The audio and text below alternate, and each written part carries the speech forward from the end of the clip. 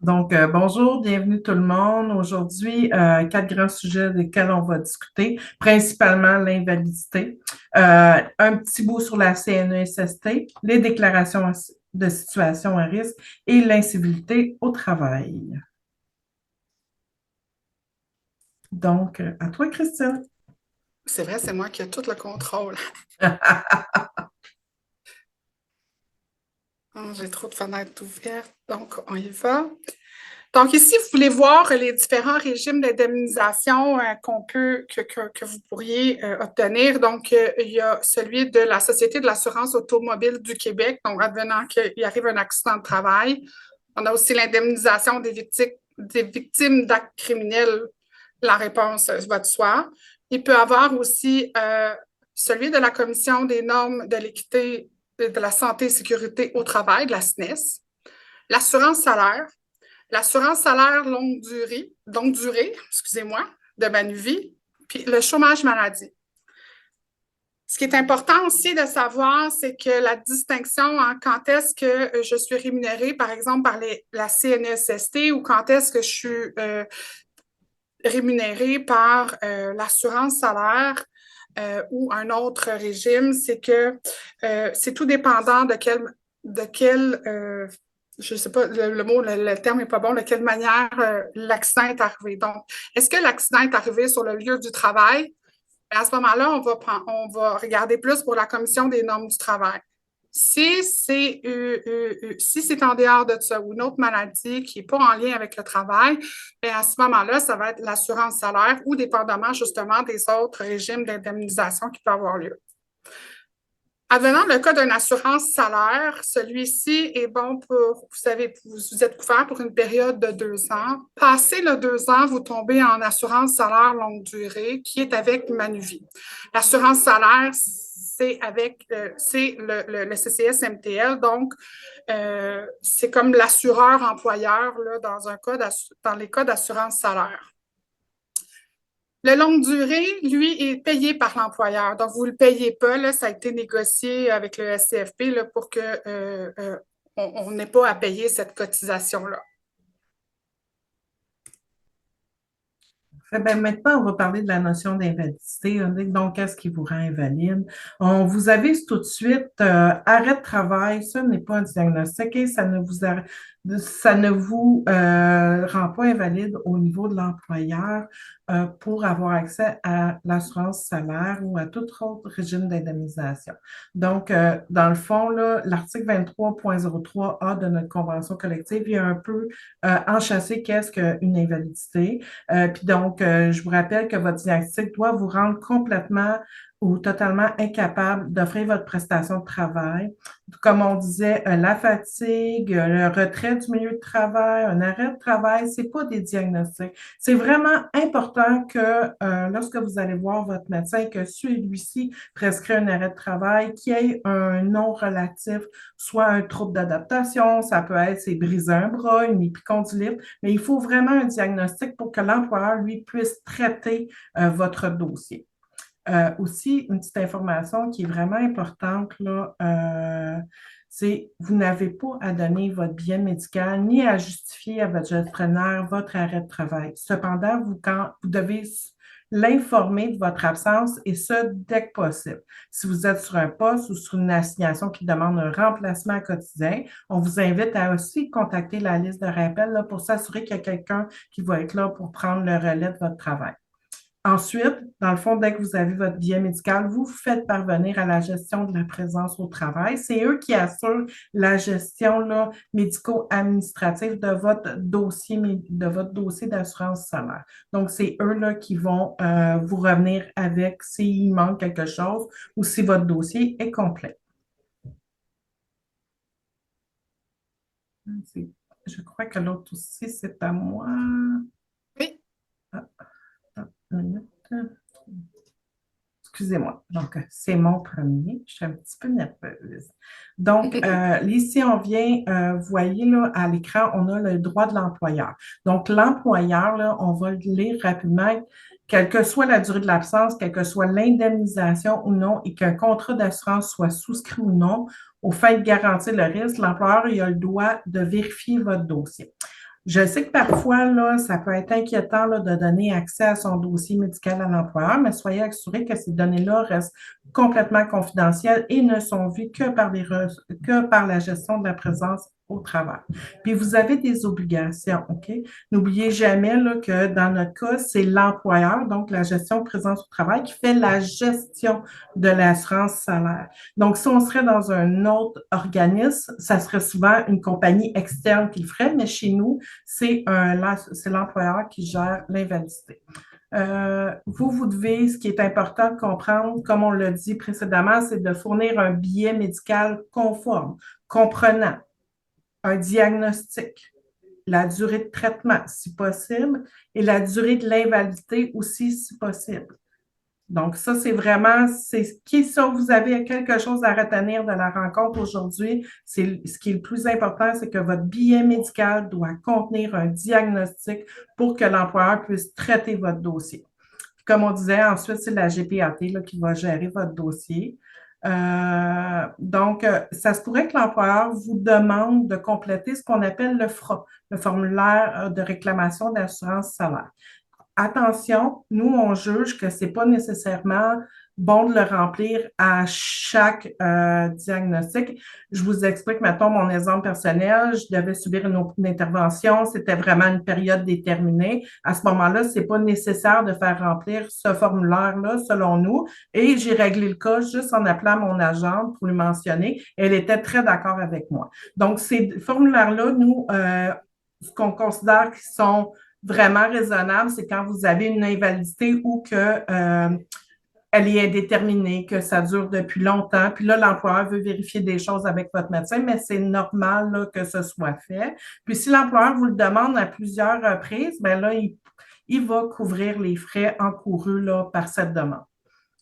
Donc, Si, si tel n'est pas le cas, écrivez-nous.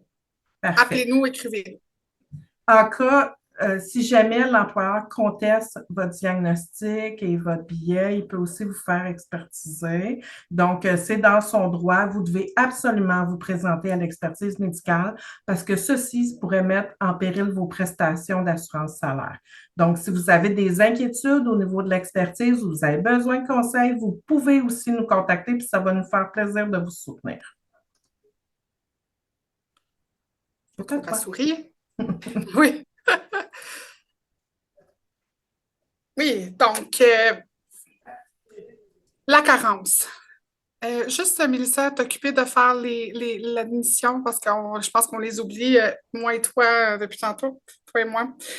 Donc, l'invalidité débute par un délai de carence qui est de 7 jours pour les travailleurs à temps complet et 9 jours pour les employés, les travailleurs à temps partiel.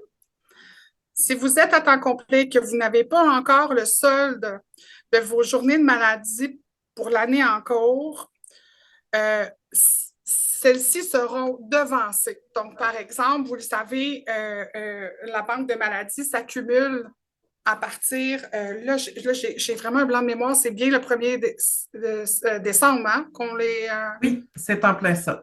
Elle est vidée au 1er décembre de chaque année et elle recommence à s'accumuler. Exactement. Donc, je vous donne un exemple. 1er décembre, je tombe en invalidité. Ben, le 2 décembre, je tombe en invalidité. Vous comprendrez que ma banque est à 0. Donc, à ce moment-là, si je tombe en invalidité, l'employeur peut venir chercher dans mes 9,6 jours qui seront accumulés au cours de l'année. Cependant, si je pars du travail, je démissionne, je m'en vais travailler ailleurs, l'employeur va venir récupérer ces sommes-là, qui ont été devancées, si vous ne les accumulez pas. Bon, n'oubliez pas d'admettre les gens. Advenant que vous n'avez pas je me suis mis des petites notes.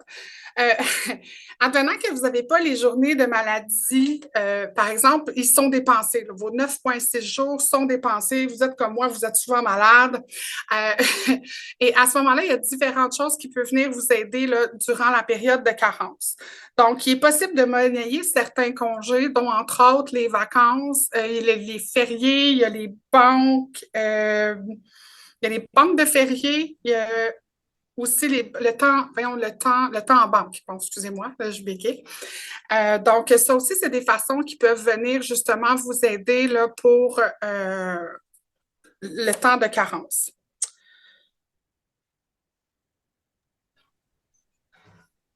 Je pense que j'ai fait le tour. Mélissa, est-ce que tu es d'accord avec moi? Oui, tu as fait le tour, je pense. Donc, Voilà. l'invalidité, l'assurance salaire, c'est quoi les pourcentages de la prestation? OK. Donc, l'assurance salaire vous verse pour les 3 premiers mois d'une invalidité 80 de votre salaire. Ensuite, vous tombez à 70 et ça jusqu'à 104 semaines. Après, ça embarque la vie qu'on discutait tantôt, donc l'invalidité longue durée, et vous demeurez toujours à 70 du salaire prévu au moment du début de l'invalidité.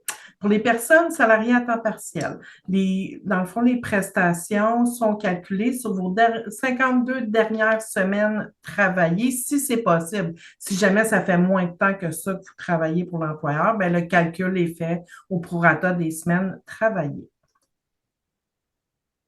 Je pense que tu peux changer de slide. Oui, j'y arrive. Oh, on est-tu déjà rendu là? Ben oui, Ouais. on est déjà rendu là. Donc, la perte de salaire peut être difficile pour plusieurs d'entre nous. Heureusement, nous sommes exonérés à quelques niveaux. Nous continuons de cumuler quelques avantages. Donc, l'exonération des primes du REGOP, là, donc vous avez pu payer votre REGOP là, pendant les 2 premières années. Attention, si vous tombez sur l'invalidité longue durée, il faudra prendre un rangement soit à la REGOP ou attendre votre retour pour faire un rachat de ce que vous n'aurez pas cumulé pendant la 3e année. Vous êtes aussi exonéré de vos primes d'assurance collective. Fait que même si on tombe à des pourcentages un petit peu plus bas, ben ça fait que la perte salariale est un petit peu moins grande.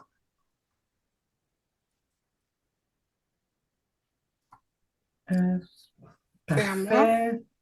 Ah, ben donc, c'était à Christiane, excuse-moi. Christiane, oui, c'est à toi, ce bout-là. Excuse-moi. C'est la première fois qu'on anime beaucoup, fait qu'on va s'ajuster. L'exonération des primes d'assurance collective. Petite particularité de notre convention collective nationale, ce n'est pas vous qui payez les primes d'invalidité longue durée. Celles-ci sont payées par l'employeur, comme je disais au départ.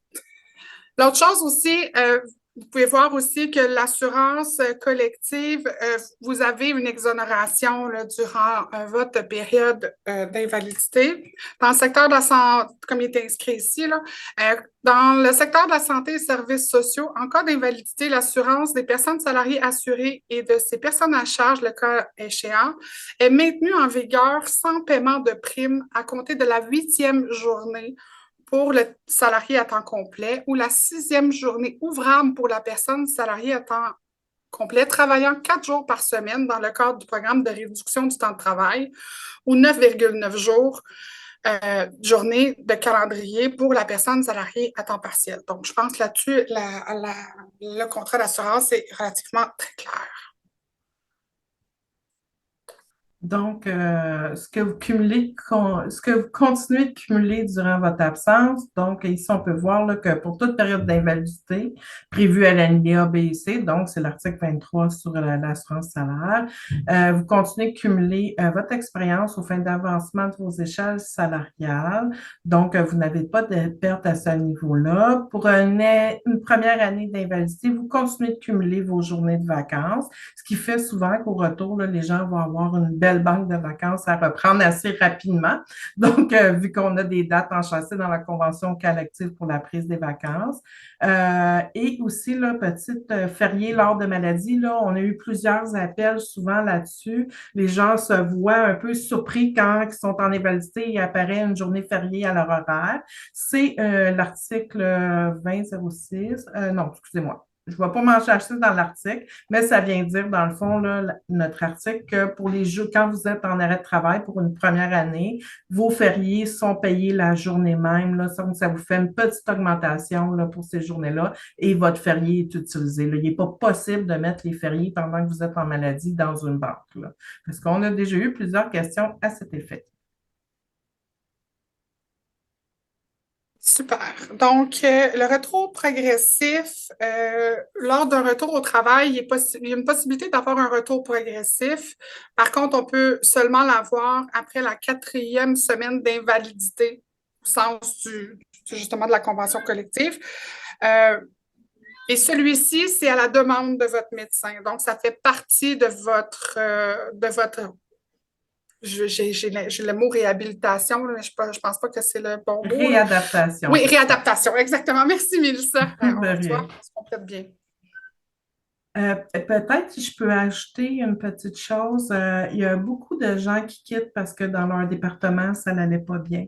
Puis là, souvent, ben, ils vont avoir un nouveau poste pendant l'absence, puis ils vont vouloir intégrer le nouveau poste au retour.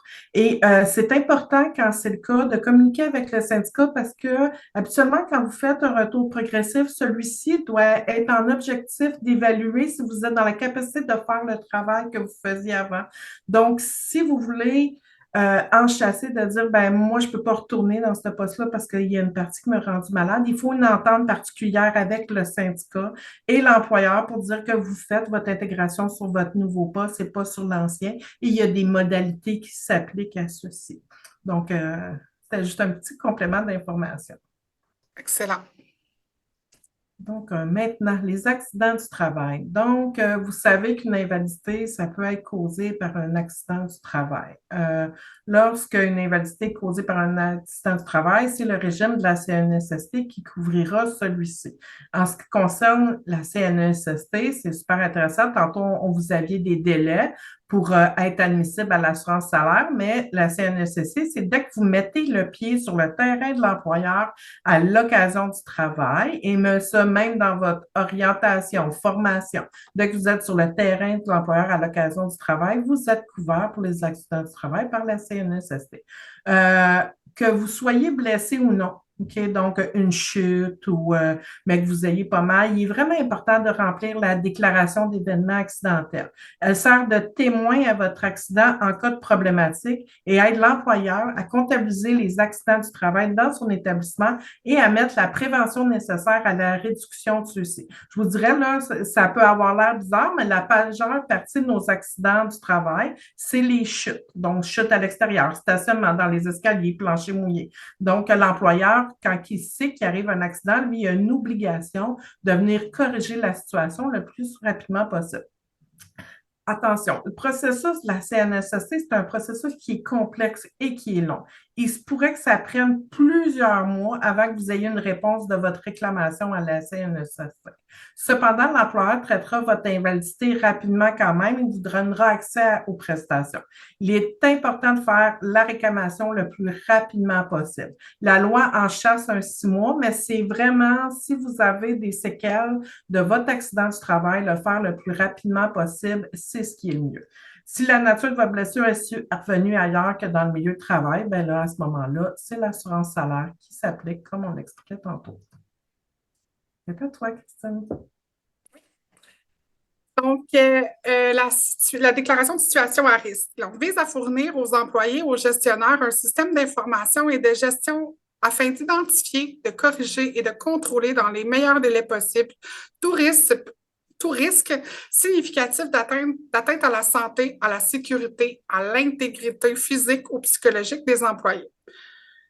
Il est important d'aviser votre supérieur immédiat puis de remplir la déclaration de situation à risque. Si vous avez déjà rempli une déclaration accidentelle, vous n'avez pas à remplir à nouveau le document de situation à risque. Est-ce que je peux me permettre de Ben donner un oui, petit Mélissa. complément parce qu'en tant Oui. qu'ancienne VP SST, Oui, exact. la situation à risque, elle vise à dénoncer une situation qui met votre santé et votre sécurité à risque.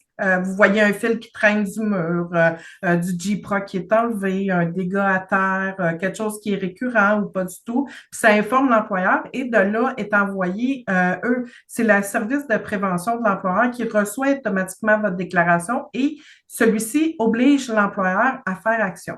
Donc, c'est vraiment important de la remplir si vous voyez quelque chose là, que vous pensez qui peut mettre vous, votre sécurité, celle des usagers ou même celle de vos collègues à risque. Merci, Mel. Donc, est-ce que tu avais fini, ma belle Christine? Oui, Oui, j'ai OK, terminé. À parfait. ton tour. Donc, maintenant, on va vous parler d'incivilité. OK, l'incivilité, on en entend souvent parler. Des fois, les gens s'en rendent pas compte. Ça se définit comme un comportement déviant qui est en violation avec des normes et respects mutuels établis dans le milieu de travail. OK, c'est un gros mot, mais en d'autres mots, il s'agit de soit des micro-comportements ou des micro-agressions qui nous font réagir commis consciemment ou non. Ces manques de savoir-vivre peuvent donner à l'autre le sentiment de ne pas être respecté, voire exclu, soit par un collègue, soit pour une équipe. Bien qu'en apparence anodine, ces mauvaises manières peuvent embarrasser, blesser et affecter la confiance en soi de la personne qui les reçoit. Celles-ci peuvent venir de nos collègues, la clientèle et même nos supérieurs. Lorsque ça vous arrive, il est important de voir si vous êtes en mesure de discuter avec la personne de son manque de civilité. Sinon, demandez le soutien de votre gestionnaire. Si ça se poursuit, nous vous invitons à faire une plainte d'incivilité à l'employeur. Celui-ci est directement transmis aux relations de travail qui prendront en main la situation. On essaie toujours de régler ça par soi-même si on sent la capacité ou avec son gestionnaire. Puis si c'est vraiment pas possible, ben là, à ce moment-là, on fait une plainte en incivilité et l'employeur va regarder ce qui se passe là, dans le milieu.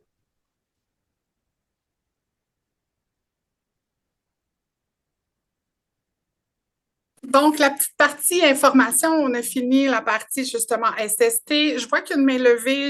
On va prendre la période de questions là, tout de suite après. On va arrêter l'enregistrement et à ce moment-là, on va pouvoir partir sur la période de questions. Donc, cette semaine, c'est la semaine du personnel administratif. Hein. Vous avez vu, toute l'équipe est un peu partout sur le terrain, a fait d'aller à votre rencontre, d'aller un peu répondre à vos questions. Je sais qu'on en a beaucoup. Vous remettre aussi un petit cadeau. Donc, ça se peut qu'il y ait des endroits qu'on n'a pas été encore, là, mais je sais qu'ils se promènent partout. Donc, c'est une grande, comment dire, c'est long. C'est très, très long faire les 89 établissements. Des fois, vous n'êtes pas à votre bureau, vous êtes parti, donc ça se peut qu'il ne soit pas encore passé, mais le but de toute l'équipe, c'est vraiment d'aller dans toutes les installations, ou du moins le plus possible. Donc, encore une fois, on a décidé du slogan Unis pour se dire merci. Parce que justement, on le sait, là, on est souvent toute seule dans notre coin ou dans une petite équipe, mais on est les seuls agents administratifs dans une équipe. Donc, on se disait de se faire donner une petite tape dans le dos, de se dire merci entre nous. Mais ça fait du bien. Donc, encore une fois, je vais vous le dire au nom de toute l'équipe, merci, merci, merci. Donc, vous avez vu aussi dans le jour, Mélissa, justement, a travaillé très fort à remettre le journal syndical. Elle a eu de l'aide aussi de quelques personnes de l'équipe. Et on a aussi une membre qui a participé à l'écriture d'un texte. Je trouvais important de le souligner. Prenez le temps d'aller lire les textes, le journal, et si ça vous dit de participer, n'hésitez pas à nous écrire pour nous dire, écoutez, j'aimerais ça écrire un article, j'aimerais ça un peu dénoncer ou même juste mettre en lumière un collègue ou quoi que ce soit, quelque chose qui vous tente, même un sujet que vous aimeriez qu'on discute. Écoutez, on est là pour ça, n'hésitez pas, faites-nous le savoir, on a besoin de vous entendre. Un autre petit point, l'écho des négos. Vous l'avez reçu cette semaine par courriel dans votre courrier. Donc, comme vous le savez, là, finalement, le comité de négo a finalement reçu les textes. Malheureusement, ils ne sont pas dans la condition qu'ils souhaitaient.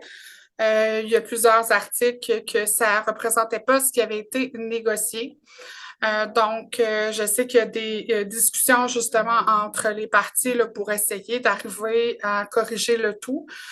Par contre, ça semble être une tâche ardue. Vous comprendrez, je donne un exemple, si vous prenez un article de la Convention collective, un article, il y a plusieurs mots, puis des fois, un mot peut changer toute la tournure. Donc, il y a certains articles qui n'avaient pas été négociés, que quand ils ont reçu les textes, ben, les textes étaient différents. Donc, ça demande de vraiment regarder mot à mot et s'assurer que ce qui vous a été présenté, somme toute, est vraiment ce qui va être signé. Donc, c'est sûr qu'on est encore à cette étape-là. C'est une longue étape. C'est une première de ce que le comité de négo, eux, n'avaient jamais vu ça, là, que ça soit à ce point-là. C'est toujours normal que ça soit long. On n'est pas hors norme dans les délais. Là. On n'est pas c'est pas catastrophique encore si on se fie aux anciens, c'est juste que les demandes de correction sont vraiment plus grandes qu'auparavant, donc on peut s'attendre à ce que ça soit plus long. En lien avec ça, il y a la campagne Notre rétro, notre dû, ce qui est justement pour essayer de mettre un peu de pression. Vous le savez, c'est un peu comme toujours, là, c'est en crescendo, on commence par quelque chose et ainsi de suite, on met de la pression. Donc, on est content, là, durant la tournée, on a été agréablement surpris, là. Vous avez participé beaucoup, fait continuez ceux qui ne l'ont pas fait. Allez-y, c'est le temps. Chaque pétition remplie, c'est un plus, ça met une pression. Donc, voilà, écoute, je crois qu'il fait le tour. Ah oui, en fin de semaine aussi, c'est la marche. Vous allez recevoir un courriel. Là, je ne l'ai pas, Mélissa, tu vas peut-être être capable de m'aider pour la journée des travailleurs. C'est ça, hein, j'oublie toujours. Là. Ah, Mélissa, ton son est fermé. Ton son est fermé, mais... Excusez-moi, je suis de retour, désolée, j'allais chercher mon écran, j'essaie de gérer. Il y en a qui ont leur micro ouvert, peut-être les fermer, je ne suis pas capable de les trouver dans ma liste pour les fermer. Dans le fond, dimanche matin à 9 h, c'est le rassemblement, dans le fond, c'est la journée de commémoration des gens décédés au travail là, dans l'année. Donc, c'est toujours un moment charnière au niveau de la santé et sécurité au travail, parce qu'on se réunit, là, dans le fond, pour commémorer ces gens-là, puis essayer que ça ne se reproduise jamais, parce qu'on ne devrait pas décéder quand on va travailler. Merci, Mélissa. Donc, sur ce, c'est ce qui met fin à la partie, justement, que nous, on vous donne. Ça va être la partie de période de questions. Donc,